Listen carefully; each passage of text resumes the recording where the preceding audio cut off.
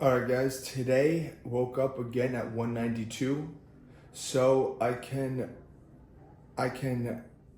definitely confirm my calories will be risen today.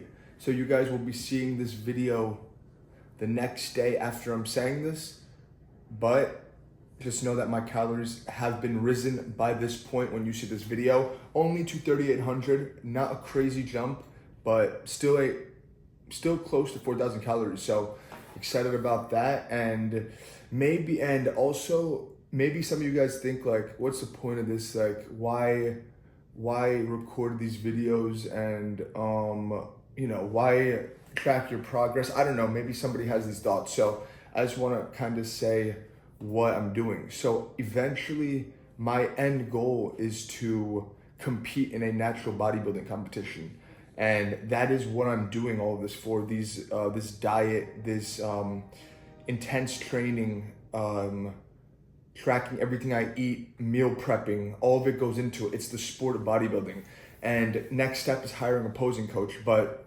so what I want to do is I just want to film along my journey so I can show you guys what has worked for me and also include what hasn't worked for me.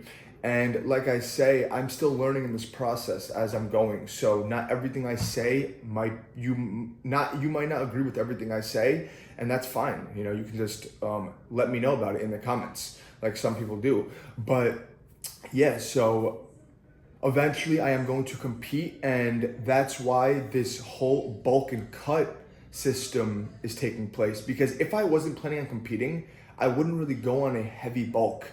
I would just go on a slight surplus, like just above my maintenance calories, and just try to build muscle like that, or even main gain. But this is the fastest and best way, in my opinion, to put on size. And the cut process, that's why I'm trying to do a smarter bulk this time. So the cut will be shorter, because the longer the cut, the more time wasted essentially, because there's no progress being made when you're in a deficit. You're only maintaining what you have, and if people train hard enough, and I know I do. But so eventually I'm going to compete, like I said, and this cut bulk system, like I plan on competing in 2025, but maybe not by then. I just want to see what size I am at naturally and how I'm going to be looking by the start of 2025. That's what I want to see, where I am by January, let's say, late December. I just want to see where my weight is and how my physique is looking, and then I can start to judge how many more bulk and cuts I have to do before I compete. Because once I am all in on the competition and I hire a posing coach and a diet coach, even at that point, I will not be able to do a bulk and a cut how I want to do it. I have to follow a certain diet. I can't intake as much sodium because that fluctuates with your hydration. All bunch of things go into it. So I will have to hire a dieting coach, let's call it a nutritionist, and a posing coach as well, and even a trainer maybe. Well, we're just gonna have to see. But that is the end goal of all of this. Okay, so I just want you guys to know that. Yesterday, full arm day, biceps and triceps superset. What I came to a conclusion, okay, as I've been working out, because I've been trying new techniques. I don't know if you guys saw my past videos, but I've been incorporating new techniques, different styles of working out from what I have been used to. Yesterday was honestly the best arm day I had this whole bulk, let's say. The pump was absolutely absurd, and just like the feeling I have, even today, it's still like sore when I flex it. It's like a cramp in the middle of the bicep. And normally how I always train triceps, it's just a lot of heavy pressing, whether it's skull crushers, French press, or something like that, some kind of pressing. And it's not a lot. I shouldn't say a lot. I do a lot of push downs. That is what I do a lot of, and that is how I always train. I do a lot of push downs, and then I'll do maybe 3 or 4 sets of some kind of pressing movement, like either not behind the head, but sometimes I would go skull crushers behind the head, but they hurt my elbows, so I just do front press to the face, and a lot of light squeezing rope extensions. But now, yesterday I trained my triceps differently. I trained a lot of behind the head, not too crazy heavy, a good weight where I was getting a good rep range. And reason being is because behind the head movements, that is what grows the long head of the tricep. That's what gives your tricep that nice meaty look. And how I've been training my triceps a lot are push downs and not behind the head movements. And that grows the inner head more, okay? Not the inner head, I'll call it the smaller head, because triceps have three different muscles. I'm talking about like this one right here. That's for the push downs. This back here is for the long head. That's the long head, and that's a lot of behind the head movements. And yeah, but I started with behind the head. I'll call these skull crushers behind the head. Full extension, tricep, arms all the way back till my forearms are touching my biceps, okay? And then full range of motion, fully up. That's important when you're working out triceps and you're doing like pressing movements like that, or even push downs, to get a full range of motion, because that's where your tricep gets the most stimulus in that full range. For chest, for example, you don't have to do a full range of motion if you don't want to, and you can still hit your chest in benching and pressing movements. But so I stayed behind the head with this small bar for, I wanted to say, 5 sets, and I was supersetting with just simple bicep curls. Sorry, go back, 4 sets, and just supersetting right away with simple bicep curls. I was pulling these towards my nose and leaving my arms hanging in front of me. That's how I found that I feel it more like that rather than holding my arms towards my body and then curling like that. So I like to leave my arms forward and curl like that to my face. So I stayed with that superset for 4 sets.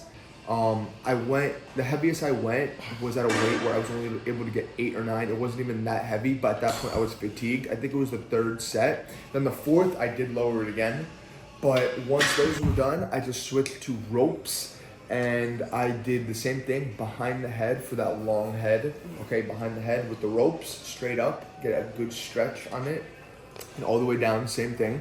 And then I would superset that with incline curls. Okay, guys?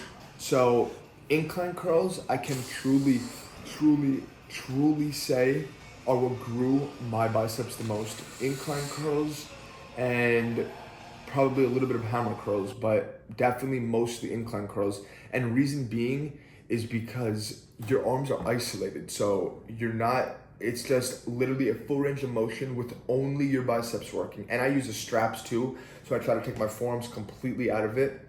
But I don't know why I ever stopped doing them. Yesterday, I didn't even go heavy. I went light, where I was getting like 15 reps, and I haven't had a bicep pump especially like that in a long time. So I don't know why I ever stopped doing it. I'm going to definitely incorporate incline curls back into my routine. And believe it or not, I actually finish my biceps with incline curls. I just kept that as my last bicep movement. And once I was done with the rope extensions, I did 4 sets. So far I was 8 sets deep. I just finished off with close grip tricep push downs. Not wide, nice close grip to work the inner head now. The smaller head, let's call it. But that's what I'm gonna start doing when training arms. Now I'm going to start focusing more on the longer head, because before it was vice versa. I would always focus on the smaller head, and then randomly throw in sets for the longer head.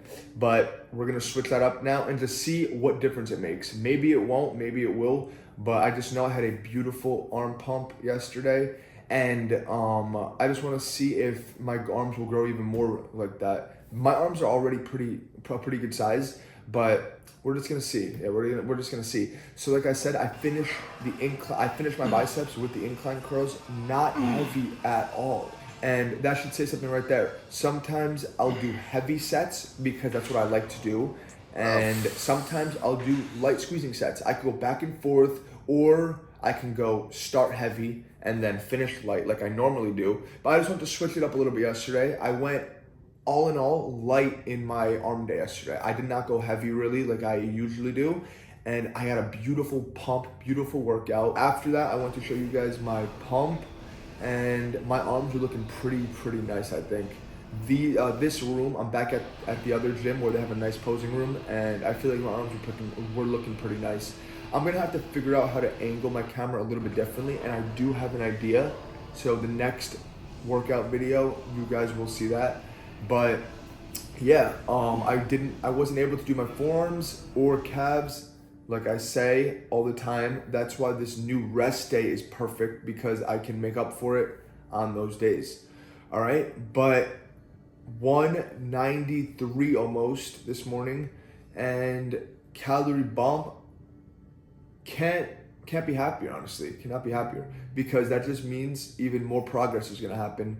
The scale is gonna end up being higher, and maybe I won't even go higher than this 3,800 calorie mark, or maybe I will. Like I always say, it depends on the scale at the end of the day and how I'm looking at pump checks.